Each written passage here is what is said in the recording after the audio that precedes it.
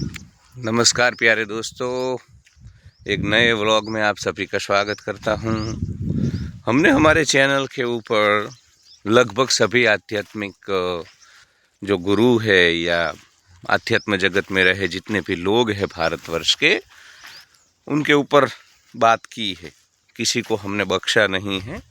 जहां कहीं पे भी अंधश्रद्धा के नाम पे अध्यात्म की दुकान किसी ने भी सजाई है तो हमने खुलकर उसका खंडन किया है और इसमें हम डरते नहीं। तो इसी तर्ज में मुझे लगा कि आज मुझे संदीप माहेश्वरी जी के बारे में बात करनी है। संदीप माहेश्वरी आप सब जानते हो कि भारतवर्ष में मोटिवेशन या जो मोटिवेशन की जो दुकान सजी थी या मोटिवेशनल स्पीकर की जो शुरुआत हुई उसमें सबसे उसके पोस्टर बॉय रहे।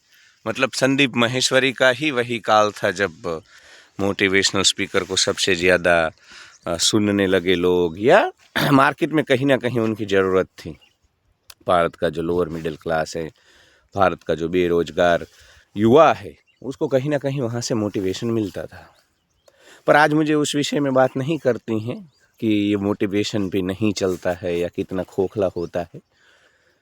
आज मुझे बात करनी है एक क्या बोलते हैं, अब आध्यात्म जगत में आप जब हो तो आप देखते हो कि कोई भी गुरु हो या कोई भी इंसान हो, उसको अपनी एक नई प्रोडक्ट लानी होती है।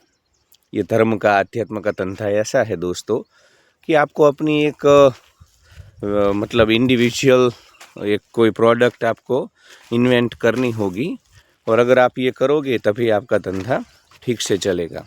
मतलब मिसाल के तौर पे मैं आपको बोलता हूँ कि श्री रविशंकर ने, वो तो थे महर्षि महेश योगी के चेले शिष्य, वहीं से उन्होंने ट्रांसेंडेंटल मेडिटेशन सीखा, जिसको हिंदी में भावातीत ध्यान कहते हैं। परंतु जब उन्होंने अपना आर्ट ऑफ लिविंग बनाया तो उन्होंने उसको सुदर्शन क्रिया बना दिया या सहज समाधि योग बना दिया। मतलब पार्ले जी के ही बिस्किट है, परंतु अलग अलग उसमें ये लोग बेचते हैं इसका पैकेट बदल करके। तो उसी प्रकार संदीप माहेश्वरी ने देखा कि भाई बहुत हुआ मोटिवेशनल बातें, फिर उनकी यूट्यूब चैनल भी चल रही है।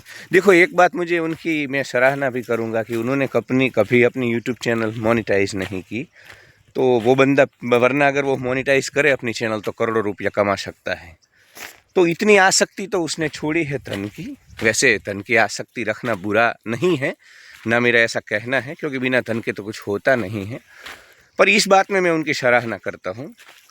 परंतु उन्होंने भी देखा कि मुझे अपनी एक प्रोडक्ट बनानी होगी, तो फिर उन्होंने साउंड ऑफ साइलेंस ऐसे करके एक प्रोडक्ट बनाई है, ध्यान की विधि बनाई है, जिसमें कि ऐसा होता है कि बाहरी जो भी आवाज़ है वो आप, मतलब ऐसा कुछ ये रूम होगा, हॉल होगा, या आप ईयर प्लग लगा लोगे तो बाहर का कोई भी आवाज़ आपके कानों तक नहीं आएगा। मतलब, और भीतर जो हमारे शरीर में आवाज़ होता है, जो रक्त कोशिकाओं में खून बहता है, या हमारे भीतर भी शरीर में बहुत सारे चेंजेस होते रहते हैं, वो आवाज़ तो नहीं, मतलब कुदरत ने ही ऐसी व्यवस्था की है कि वो आवाज़ कभी नहीं पहुंचेगा किसी के कानों तक।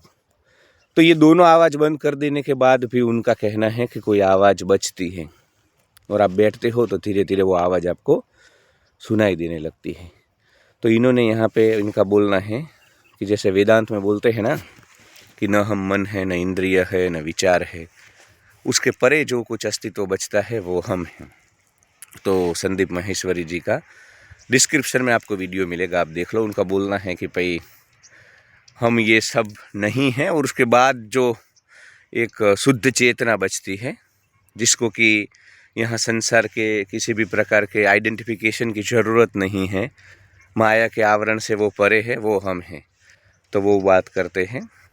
तो साउंड ऑफ साइलेंस करके ध्यान की विधि उन्होंने भी प्रोडक्ट बनाई। अब मेरा खंडन करने का इरादा इसलिए हुआ कि काफ़ी सारे ऐसे प्रयोग हुए हैं, काफ़ी सारे ऐसे एक्सपेरिमेंट हुए हैं कि हम बाहर से भी कोई आवाज़ न लें, और शरीर की आवाज़ तो हमें नहीं सुनाई देती क्योंकि कुदरत ने ऐसी रचना की है। पर हमारा जो दिमाग है, ह्यूमन ब्रेन जो है, वो खुद ऐसे आवाज़ पैदा करता है।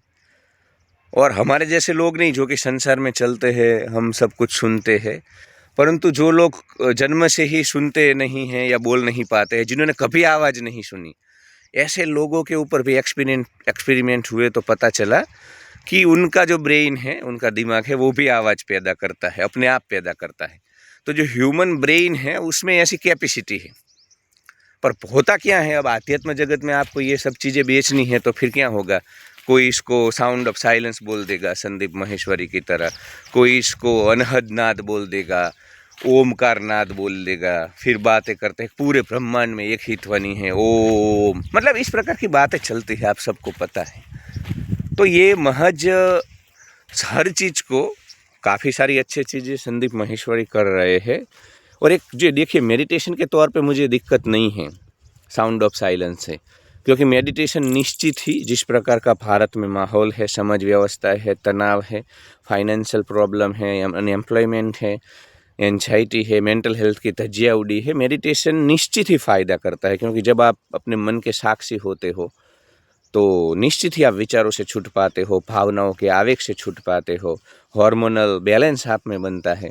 तो मेडिटेशन के तौर पे ठीक है साउंड ऑफ साइलेंस, पर इसमें कुछ दैवी हैं, चमत्कारिक हैं, या फिर अस्तित्व का वो आवाज़ है, ऐसा कुछ नहीं होता है संदीप जी। वो बस महज एक ब्रेन हमारा जो है उसमें ये कैपेसिटी है कि वो अपने आप भी आवाज़ें पैदा करता है। तो मेडिटेशन के तौर पे इसको प्रमोट करना चाहिए।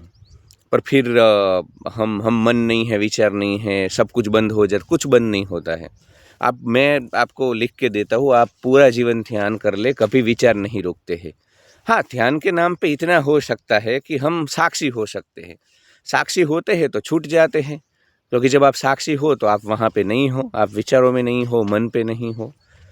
तो मुझे ये बात आज करनी थी साउंड ऑफ साइलेंस के बारे में संदीप जी के, कि मेडिटेशन के तौर पे, टेक्निक के तौर पे मुझे अच्छी लगी वो। विपश्यना के बाद मुझे ये इनकी टेक्निक अच्छी लगी, और उसमें कुछ दैवी है, कुछ मतलब अनूठा है, कुछ